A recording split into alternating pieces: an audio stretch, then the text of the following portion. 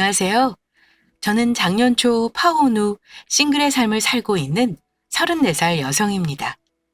요즘 주변 지인들의 결혼 소식이 많이 들려오는데요. 혹시 결혼의 계절에 파혼도 그만큼 많이 한다는 거 알고 계신가요?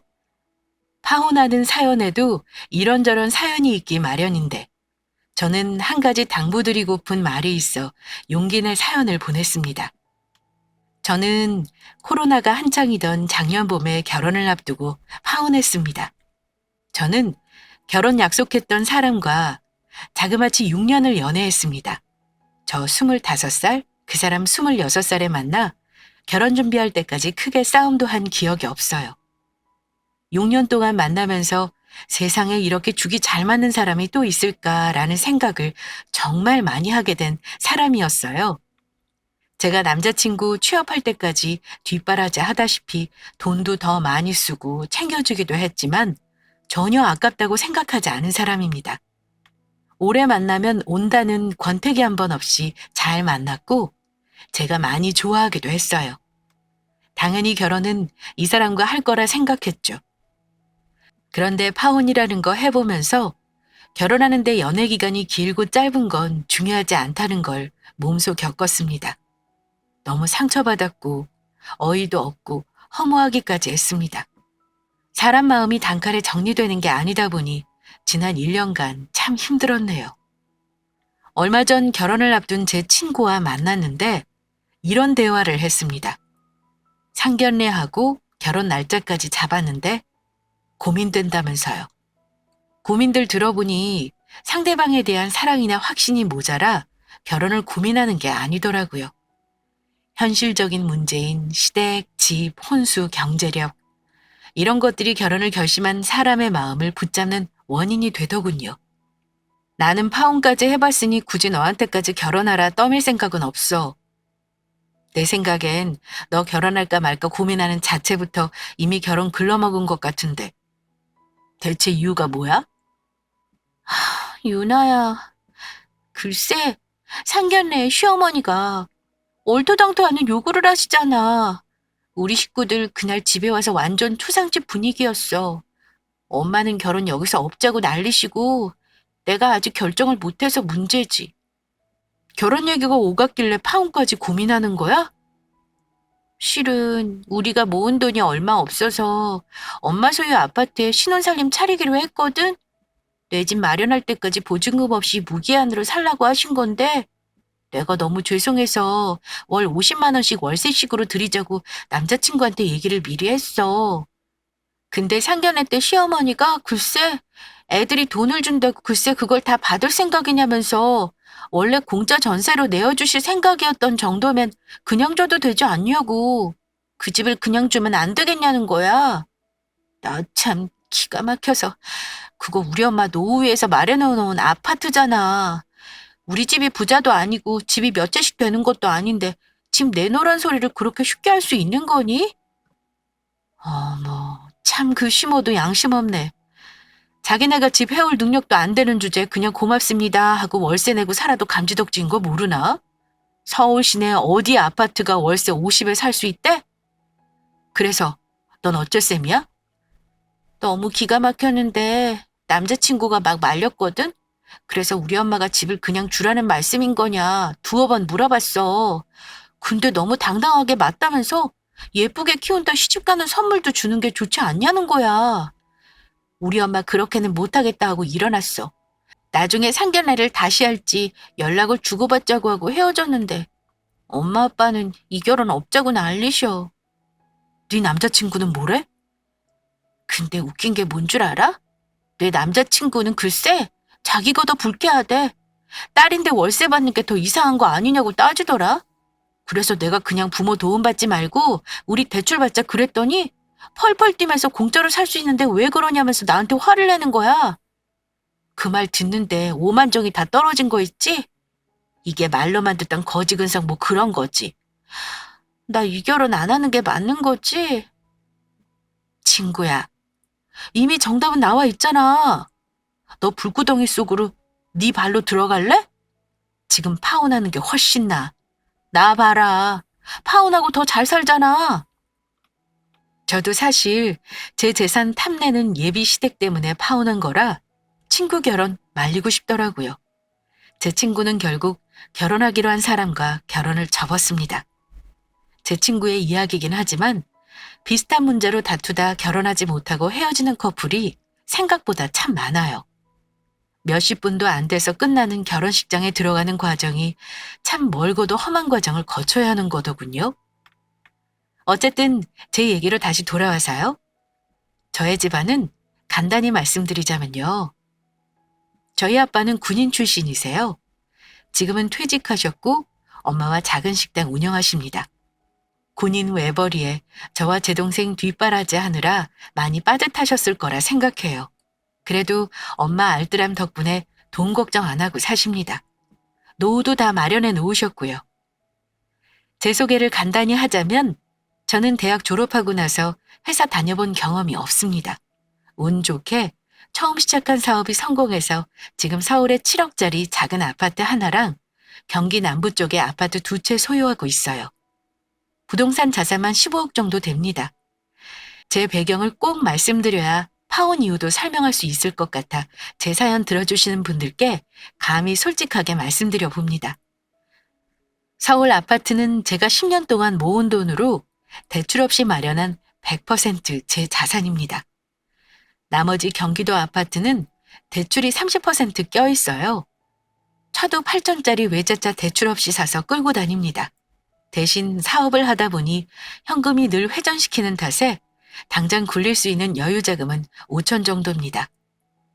부모님 도움 안 받고 거기서 결혼 자금을 다 해결할 생각이었어요. 저는 이 정도면 결혼할 때 숙이고 들어갈 필요 없는 스펙이라 생각했습니다. 남자친구는 그냥 회사원이에요. 대기업은 아니지만 그래도 복지 좋고 퇴직 보장되는 회사입니다. 연봉은 6천 정도 된다고 들었어요. 차는 구형 국산차고 아직 가족과 살고 있습니다. 모은 돈은 제가 듣기론 4천 정도였고요. 경제적인 부분은 결혼 준비하면서 대략적으로 알게 된 거지만 남자친구에게 저의 모든 재산을 오픈하지는 않았습니다. 왜냐하면 남자친구 쪽에서 요즘 반반 결혼을 많이 한다면서 동등하게 결혼하는 걸 얘기했기 때문이에요. 그래서 저도 굳이 여유 있는 쪽에서 많이 해가야겠다고 하지 않았고요. 결혼 준비하면서 비슷하게 맞춰갈 생각이었습니다. 재산이야 어차피 결혼하면 다 알게 될 거고 또 제가 결혼 전 모은 재산을 결혼한 후 남편과 나눌 생각은 전혀 없었기도 했고요. 남자친구는 제 정확한 재산에 대해서는 몰라요. 처음 만나기 시작할 때 서울 아파트 장만하려고 돈 모으느라 데이트 비용 아끼자 했던 건 압니다. 제가 그 아파트 장만할 때 10년간 모은 돈으로 집 산다고 누누이 말했던 터라 아마 그 아파트만 있는 줄 알았을 겁니다. 제가 늘 똑똑한 체하며 그 아파트를 뿌듯해 했었거든요. 서울 변두리고 평수가 작긴 해도 어쨌든 샀을 때보다 많이 오른 것도 남자친구가 알고 있고요. 반면 남자친구는 집안이 그렇게 여유롭진 않았어요. 직장 생활한 것도 갓 5년이 넘었을 때이니 집은 당연히 없었고 현금 4천 정도 공상맞게 데이트 비용 아껴가며 겨우 모은 겁니다. 여유 있었던 저와는 달리 남자친구는 늘 돈돈거리는 때가 많았어요. 그러다가 알게 된 게 남자친구가 부모님 대출 갚는 것도 보태고 있고 용돈까지 매월 50만 원씩 보내고 있었던 걸 알게 되었습니다. 부모님 병원비, 건강검진 비용, 명절 용돈, 생신 용돈. 남자친구 아버지가 남자친구 차를 사용하고 있어서 차 세금이랑 보험금, 심지어 각종 과태료 등등 자질구레한 것까지 본인이 다 내고 있었습니다. 그러면서 자기 월급으로 힘들었는지 가끔 저한테 신세 한탄한 적도 있었어요.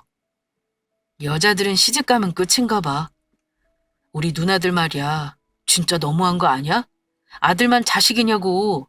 아니 결혼해서 살림 빠듯하다고 부모님 용돈도 잘 안 보내주고 나한테 다 맡겨버리니까 나도 너무 힘들어. 내가 결혼해서 이 월급으로 살려면 정말 까마득하다. 투잡이라도 뛰어야 할 판이야. 누나들이 단돈 10만 원도 안 보낸단 말이야? 그럼 지금 모든 생활비를 자기가 다 부담해? 월급이래 봤자 월 300이 고작인데 결혼하고 그걸로 생활이 안 될 것 같은데? 그래도 네가 나보다 많이 버니까 정말 다행이다. 안 그랬으면 우리 결혼할 생각은 못 하는 거지 뭐. 서울에 너 집도 있잖아. 그거 많이 올랐던데 그걸 팔면 여유자금도 몇 억 생기겠다. 그렇지. 그전까지는 아무 생각 없다가 결혼 준비하면서부터는 돈 없다는 뉘앙스의 말을 들으면 마음이 걸리더라고요. 아예 자기 버는 돈은 부모님 생활비로 저당 잡히는 게 당연한 듯 하라는 것 같아 기분이 영 좋지 않았고요. 그런 말 들으니까 예비 시부모가 과연 노후는 준비해 놓았을까 걱정이 되는 거예요. 오빠, 물어볼 게 있는데 기분 나빠하지 말고 대답해줘. 우리 부모님은 노후 준비 완벽하게 되어 있어서 나중에 자식들한테 손 일절 안 벌릴 거라 그러셨어. 혹시 자기 부모님은 노후 준비는 잘 되어 있으신 거야? 보험 같은 건 어떻게 들어놓으신 건지 알고 있어? 하고 직설적으로 물어봤습니다. 그랬더니 나야 모르지. 부모님 노후를 내가 알아야 해? 보험은 내가 내드리고 있어. 실비랑 안보험은 있지. 이러는 겁니다. 그래서 제가 놀라서 아니 왜 몰라? 부모님 재산이나 빚은 몰라도 대충 분위기 보면 알잖아. 부모님이 노후 대책에 대해서 자식들한테 아예 말을 안 하셨다고?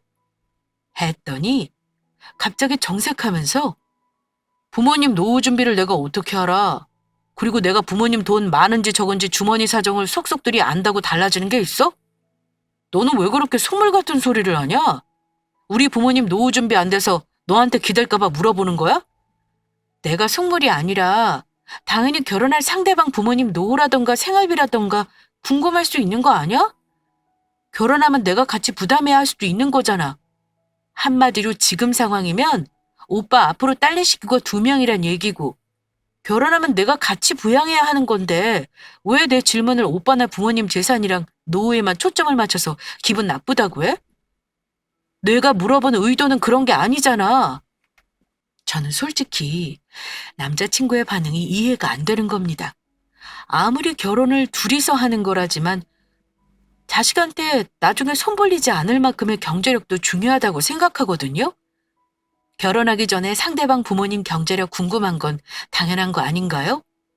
저는 제가 속물 같은 사람이라고 생각하지 않습니다. 그런데 남자친구는 부모 생활과 노후는 어느 정도 자식이 감당해야 하는 의무라고 생각하고 있다는 걸 그때야 알았습니다.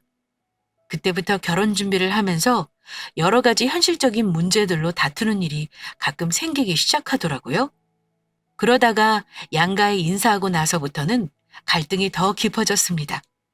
솔직히 객관적인 상황만 놓고 보면 제가 더 좋은 조건인 건 확실합니다. 이건 제 사연 듣고 계신 구독자분들도 동의하실 거라 생각해요. 저는 재산도 있고 친정 가족 때문에 골치 아플 거리도 없었으니까요. 그래서 남자친구 집에서는 감히 저를 싫어할 거라고 전혀 생각 못했습니다. 그런데 남자친구 집안에 인사하러 갔을 때 알았어요. 그 집에서는 저를 전혀 다른 의미로 부족하게 생각한다는 걸요. 아마 제가 아파트 가지고 있는 거랑 사업을 해서 월 수입이 꽤 된다는 걸 남자친구 부모님은 알고 계셨을 겁니다. 남자친구가 저 인사하러 가기 전에 자랑하듯 말했을 거라 생각해요. 예비 시부모 처음 만나서 식사하면서 이런저런 얘기를 나누다가 신혼집 문제를 먼저 꺼내신 건 남자친구 어머니였습니다. 이름이 요나라고 했지? 우리 현성이랑 오래 만나고 내가 알고 있어.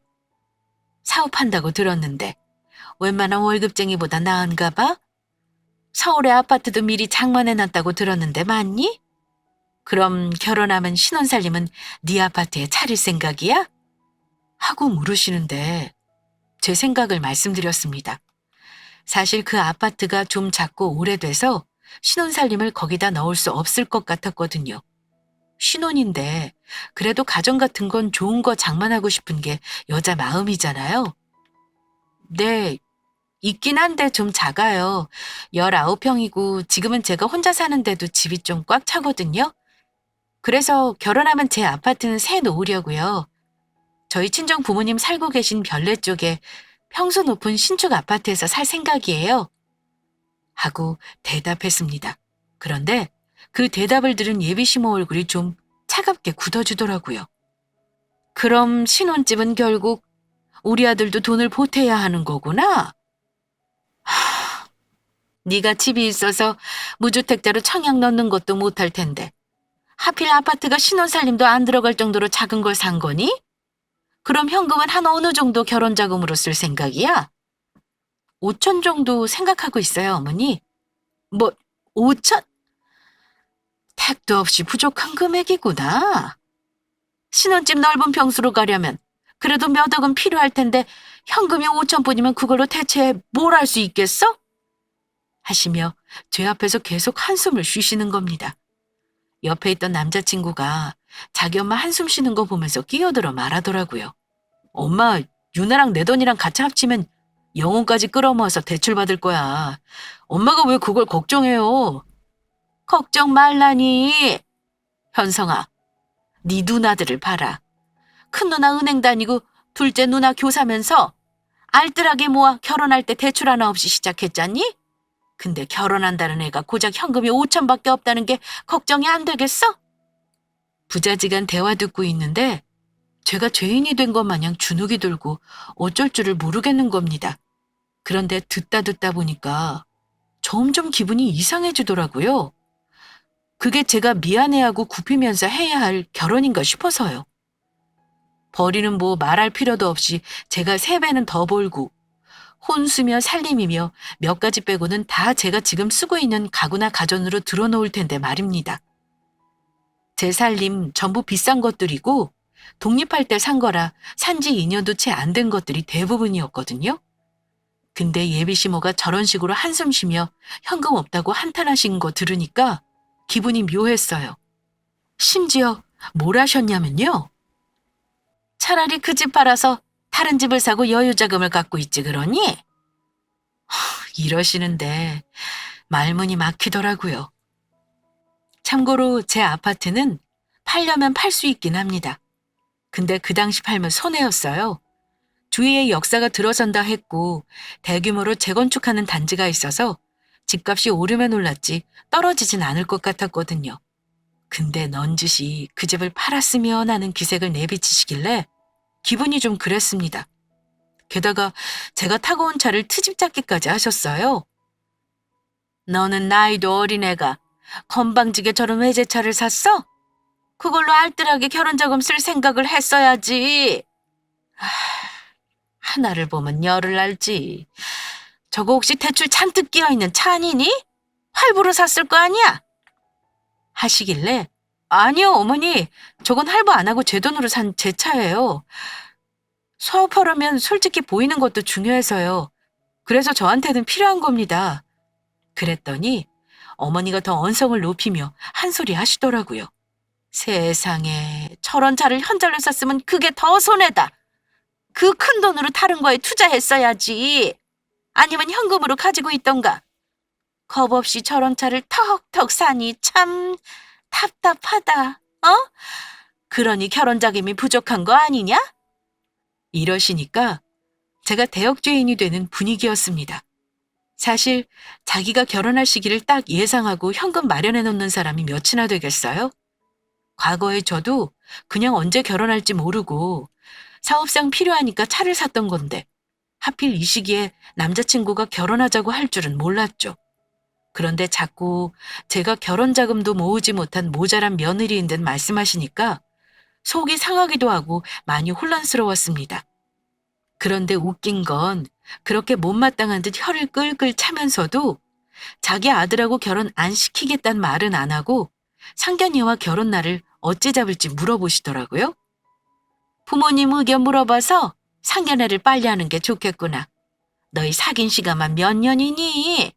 어차피 이제 와서 서로 다른 사람 만나 결혼할 생각도 아니잖아. 아, 네. 저희 부모님 의견 여쭤보고 말씀드릴게요. 그리고 아까 내가 했던 말 한번 생각해 보렴. 집을 가만히 갖고 있는 게 능사는 아닌 듯 싶다. 너 현금 부족한 거 나는 아무래도 불안하구나. 그놈의 현금은 왜 계속 부족하다고 하시는 건지. 그 뒤로는 무슨 대화를 나눴는지 기억도 잘 안 날 정도였습니다. 집에 와서 엄마가 시어른들이 어떠냐며 물어보시는데 솔직히 대답을 못 하겠더라고요. 시어른들 어떤 것 같아? 결혼 준비하려면 상견례 전에 대충 날짜도 잡아놓고 이것저것 할 게 많을 것 같은데 너한테 따로 말씀하신 거 있으면 엄마한테 얘기 좀 해봐. 엄마는 이미 제 남자친구를 사윗감으로 생각하셨기 때문에 제게 시댁에 인사드리고 나서 혼란에 휩싸였다는 걸 모르시는 눈치였습니다. 우리 딸 인물 이쁘고 나이 딱 좋고 집까지 있는데 1등 며느리 대접 안 받을 이유가 없지? 저렇게 말씀하시니까 결혼 안 하겠다는 말이 목구멍에 걸려 나오지가 않았어요. 엄마, 상견례 날짜 먼저 의견 맞춰서 정하자고 하셨어. 다른 건 구체적으로 얘기한 거 없고 현성 오빠랑 상의할 게 좀 있어서 그거 결론 내면 말씀드릴게요. 친정 엄마에게는 대충 얼버무리고 나서 저는 고민에 빠졌습니다. 연애할 때는 보이지 않았던 예비시댁의 경제력, 준비 안 된 노후, 현금이 없다며 은근 타박하며 왠지 내 집을 탐하는 것 같은 시모의 태도 등등이 머리를 어지럽게 했습니다.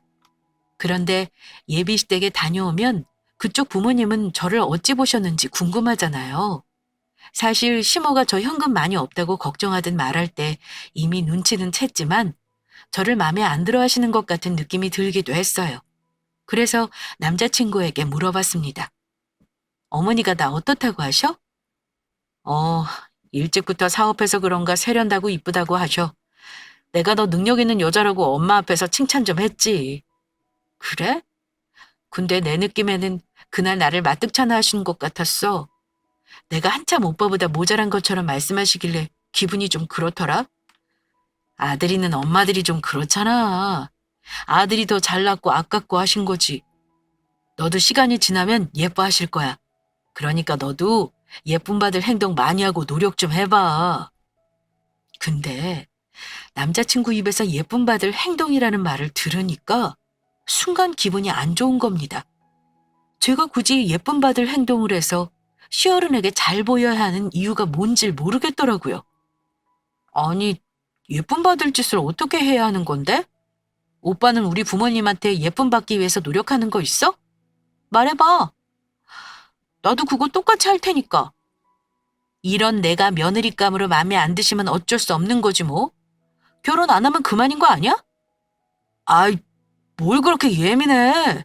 말이 그렇다는 거지. 보통 며느리가 시모한테 더 잘 보이려고 애쓰는 게 당연한 거 아닌가? 어머니가 너 싫어하는 거 아니니까 너무 그렇게 기분 나빠할 필요 없어. 결혼 전에도 너 데리고 자주 오라고 하셨다니까. 예비 남편의 그런 말을 듣고 고민이 깊어진 저와는 달리 예비 시댁은 그 이후 마치 제가 그 집 며느리라도 된 듯 저를 대했습니다. 얼마 후 예비 시부 생신이 다가왔을 때였는데요.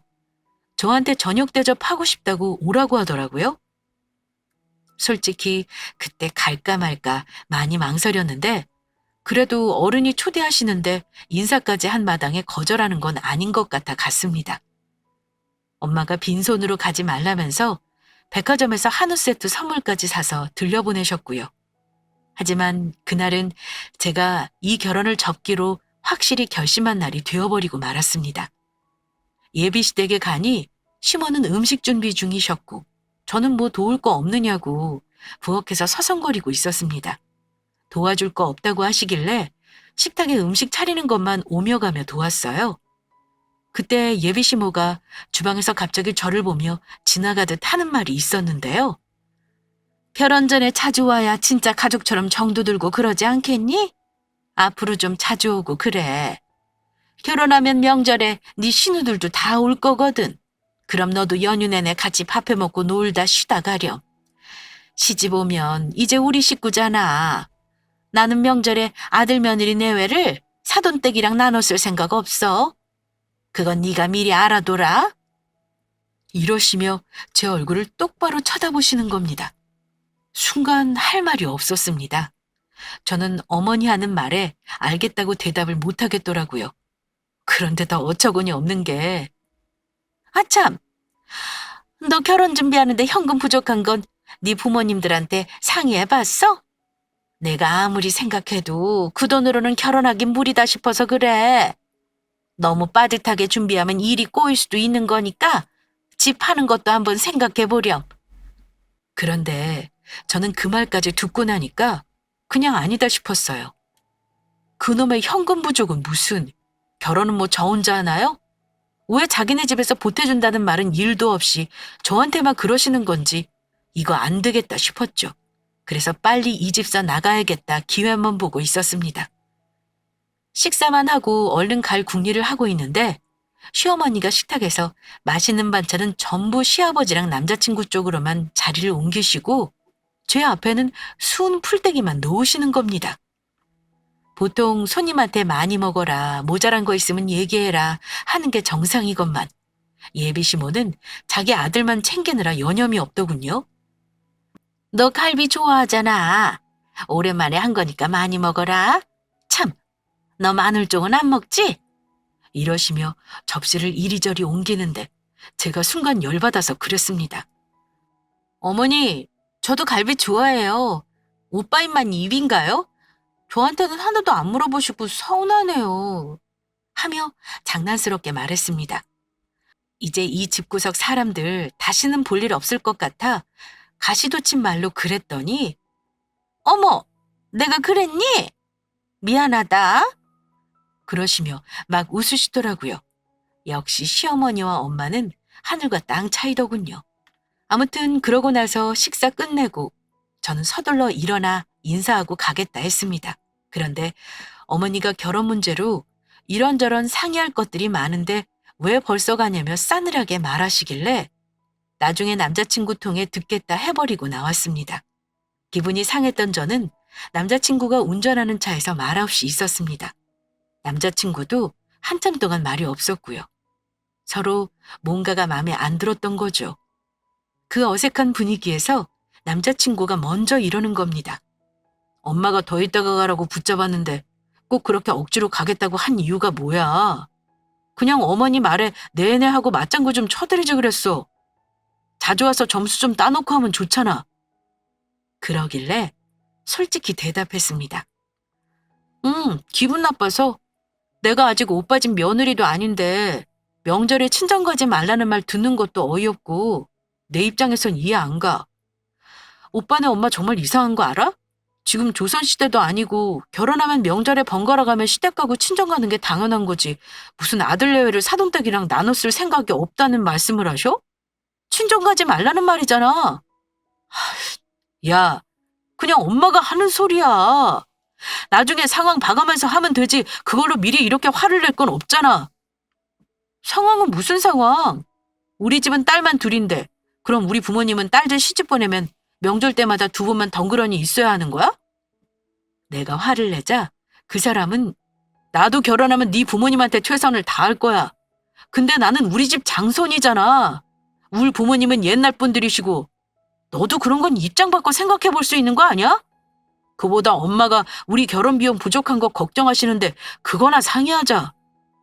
이러며 저를 나무랐습니다. 장손이고 뭐고 그게 당연한 겁니까? 그 말 듣고 더 화가 나서 저도 더 이상 참지 않았습니다. 오빠가 집안 장손이고 남자라서 그렇게 해야 하는 게 당연한 거면 나 결혼까지 생각하지도 않았어. 그리고 뭐? 결혼 비용이 부족해? 아니, 이 나이에 이 정도 가지고 있는 거 다른 사람은 다 대단하다 하는데 내가 왜 부족한 사람이 되어야 해? 우리 엄마가 그런 소리 한 건 내가 사과할게. 엄마는 우리가 모은 돈이 없어서 일 틀어질까 봐 그걸 걱정하시는 거야. 지금 너는 닥치지도 않은 일에 너무 예민하게 구는 것 같다. 이런 건 나중에 얘기해도 되는 문제야. 우리가 지금 그런 사소한 거 가지고 싸울 때가 아니잖아. 그보다 내가 더 중요하게 할 말이 있어.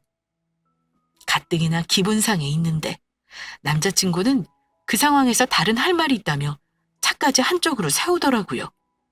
내가 한참 고민해 본 건데 내 말 오해하지 말고 들어. 나도 다 생각이 있어서 그런 거니까. 아까도 말했지만 우리 현금이 너무 부족하잖아. 그래서 말인데 너 그 아파트 말이야. 우리 엄마 드리는 게 어떨까? 그 말을 듣는데 기가 막혔지만 무슨 개소리를 더 하는지 들어보자는 싶어서 어쩌고 싶은 생각이냐고 되물었습니다.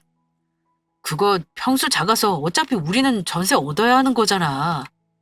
그럴 바엔 우리가 엄마 집으로 들어가고 그 집을 우리 부모님한테 살게 해드리는 건 어떨까 해서 말이야. 엄마는 그 집 팔아서 여유 자금도 가지고 있는 게 어떠냐고 하시는데 지금 파는 건 너무 아깝잖아. 그럼 그냥 바꿔 살기만 하자는 거야? 그것도 생각해 봤는데 그냥 네 집은 우리 엄마한테 등기 이전해드리면 좋겠어. 제 아파트가 자기네 거랍니까? 왜 남의 재산을 지들이 팔고 말고 상의하며 바꾸네 만회하는지 이해가 안 가더라고요. 오빠 부모님 집 시세 얼만데? 3억짜리 집에 대출도 있다며. 그럼 우리가 그 집 들어가서 빚 갚으면 살라는 거잖아. 그게 대체 무슨 도둑놈 심보야? 우리 부모님이 그거 허락하실 것 같아? 난 절대 싫으니까 못 들은 걸로 할게. 뭐? 너 이게 앞날을 위한 큰 투자라고 생각 안 해? 우리 부모님이 뭐 천년만년 사시냐고. 어차피 돌아가시면 다시 우리 거 되는 거잖아.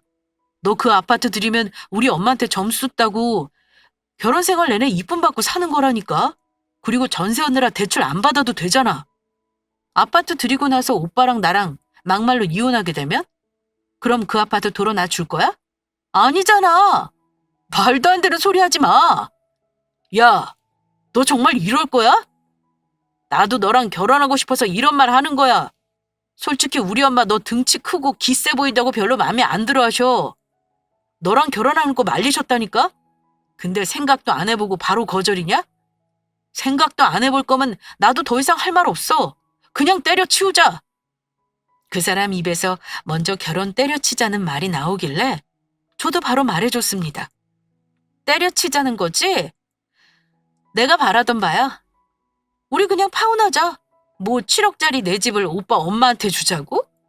내가 부족한 게 현금이면 오빠는 재산 자체가 턱없이 부족해. 당신네 집은 예의랑 염치가 부족한 집안이고 당신 집안 정말 거지근속 쩐다. 너 말 다 했어? 나는 네가 우리 엄마한테 잘 보일 수 있는 방법 얘기해 준 것뿐이야. 네가 싫다면 어쩔 수 없지. 너 정말 결혼 깨는 거 후회 안 할 자신 있어? 후회 좋아하네. 땅 치고 후회하는 사람은 내가 아니라 오빠가 될걸? 나는 오늘 가서 부모님한테 다 말씀드릴 거야. 이 결혼 안 할 거라고. 오빠도 알아서 말하고 여기서 끝내자. 우린 인연이 아닌 것 같아. 결혼은 없었던 걸로 해. 내 집에 오빠 물건들이나 당장 찾아가.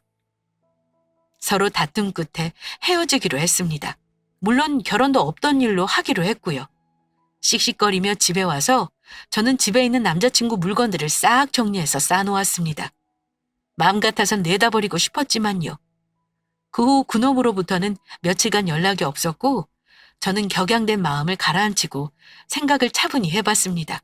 그러자 헤어짐에 대한 생각은 더 명확해지고 제가 당했던 상황들이 객관적으로 보이더라고요. 이미 답은 정해져 있었습니다. 이대로 끝나는 것도 나쁘지 않았죠. 그냥 서로 손해볼 거 없이 마음만 정리하면 그만인 거니까요. 그런데 남자친구 놈이 찾아왔더라고요. 어차피 한 번은 겪어야 할 일인 것 같아서 만났습니다. 저는 남자친구 물건을 돌려주면서 헤어지자 얘기했고요. 그랬더니 그놈이 정윤아, 너는 그동안 사귄 게 다 아무것도 아닌가 봐. 아주 정리가 쉽다. 이렇게 헤어지면 누가 더 손해인 것 같아? 남자는 손해볼 거 없어. 나야 지금이라도 너보다 어리고 괜찮은 여자 만날 수 있거든? 근데 그 말 들으니까 너무 화가 나는 겁니다. 그냥 깔끔하게 헤어지면 될 것을 누가 누구 보고 손해니 뭐니 하는지 참 졸렬하다 느꼈습니다. 그런 놈한테는 나도 똑같이 대해줄 필요가 있었죠. 오빠 생각은 그렇구나. 나를 그렇게 하찮게 여기는 줄은 몰랐네. 잠깐만. 내가 마지막으로 오빠한테 보여줄 게 있는데 지금 문자로 보내줄게. 그거 보고 객관적으로 내가 오빠보다 더 좋은 사람 만날 수 있는지 아닌지 한번 판단해봐. 저는 그놈 핸드폰으로 메시지를 전송했습니다. 잠시 후 문자를 확인한 그놈 눈이 커지더니 당황한 얼굴로 이러더군요. 김준아, 너 이거 뭐야? 이거 계약서잖아. 이거 다 네 이름으로 되어 있는 거라고? 너 그 아파트만 갖고 있는 거 아니었어? 제가 그 사람에게 보낸 건 개인정보를 가리고 찍은 제 소유 아파트 매매 계약서였습니다. 그놈이 알고 있는 서울 아파트 외에 경기 남부에 가지고 있는 아파트 2채, 그리고 그 사람에게 말하지 않았던 정기 예탁금으로 묶어놓은 제 현금 자산 1억도 인증해줬습니다. 파혼하고 후회할 사람이 누구인지 잘 생각해봐. 나겠어? 오빠겠어? 오빠는 내 아파트가 그렇게 탐났어? 그 집 어머니 주자고 하면 내가 허락할 거라고 생각한 자체가 코미디다 정말. 나중에 오빠 혹시 결혼할 여자 생기면 절대 그러지 마라. 아무리 오래 사귀었다지만 내 재산은 오빠 거가 아니잖아. 무슨 권리로 줘라 마라 해? 야, 너야말로 그동안 나 속인 거네. 이렇게 돈 많으면서 없는 척하고 너야말로 나한테 그 오랜 세월 사기친 거 아니야? 내가 돈 없다 궁상 떨 때 너 속으로 겁나 비웃었겠다. 너는 나를 처음부터 안 믿었던 거네. 그러니까 네 재산 투명하게 오픈도 안 하고 나한테 거짓말한 거잖아. 난 거짓말한 적 없어. 그냥 말을 안 했을 뿐이야.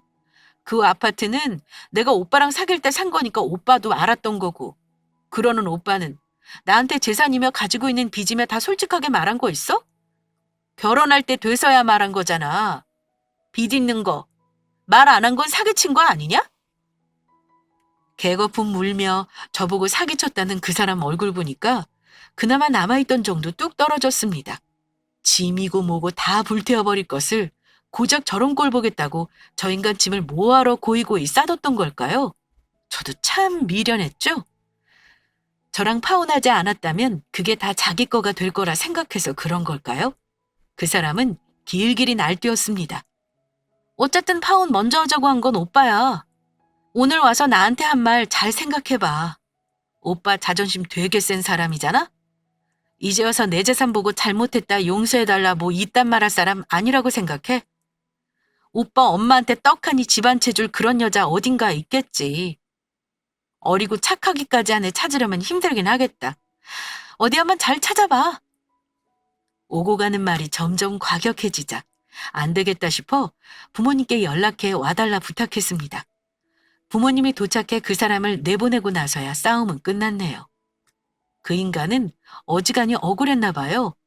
눈물까지 보이며 가는데 제 눈에는 그 눈물이 슬픔의 눈물이 아니라 막 분하고 억울한 눈물로 보였어요. 그래도 그 사람이 본성이 아주 못돼 먹은 사람은 아니라 나중에 사과는 하더군요. 그러면서 다시 생각해 볼 수 없겠냐고 한번 툭 던지는데 당연히 저는 단칼에 거절했고요. 저도 싸우면서 말 심하게 한 부분은 미안하다고 했습니다. 이렇게 그럭저럭 6년간의 연애는 평화롭게 끝이 났네요. 뭐가 그리 좋아서 저런 놈 6년이나 만났냐 하실 수 있는데 분명 장점도 많은 사람입니다. 그건 주변 사람들도 다 인정하는 부분이고 사회적인 평판도 좋은 사람입니다. 저랑 깨져도 아마 다른 여자 금방 만날 수 있을 거예요. 다만 장점은 장점일 뿐이니까요. 결혼하면서 저렇게 가치관이 안 맞는 부분은 극복하기 힘들다는 생각입니다. 내가 피땀 흘려 마련한 재산을 마치 과자 하나 주듯 자기 엄마한테 주자고 하는 남자가 여러분은 이해가 가시나요? 연애할 때 저런 생각 가진 거 알았으면 결혼 말 나오기 전에 진작에 끝냈을 겁니다. 좋을 때 잘해주고 다정한 건 당연한 거니 그런 건 제 사연에 굳이 넣지는 않았어요. 하지만 저희도 긴 세월 연애하면서 좋을 때도 분명 있었습니다. 하지만 인간이 좋다고 해서 남자로서도 좋을 수 없다는 걸 새삼 깨달았네요. 예비시댁이 될 뻔했던 곳이랑은 딱히 말 섞기 싫어서 그 이후 연락처 차단했어요. 헤어짐은 남인데 이제 거기도 저랑 상관없는 남남이잖아요. 어차피 그 인간도 끝난 문제는 칼같이 잘 끊는 사람이라 저한테 연락 안 오게 자기 부모한테는 알아서 잘 설명하겠죠. 저는 파혼하고 나서 역시 결혼은 저의 길이 아닌 것 같다는 생각이 들었어요. 친구들도 그맘때쯤 결혼을 많이 했거든요. 사연 처음 말씀드렸듯 그중에 한 친구 예비시댁이 저와 비슷한 거지근성 시댁이길래 친구 결혼도 뜯어 말렸던 거고요. 생각보다 저 같은 이유로 파혼하는 사람이 많은 것 같아요. 저는 그냥 결혼은 포기하고 당당하고 씩씩하게 솔로의 생활을 맞이하렵니다. 내년에는 사업이나 더 잘 꾸려가려고요. 다가오는 추운 계절 건강관리 잘하시고 마음은 늘 따뜻하시길 바라며 제 사연은 여기서 마무리하겠습니다. 감사합니다.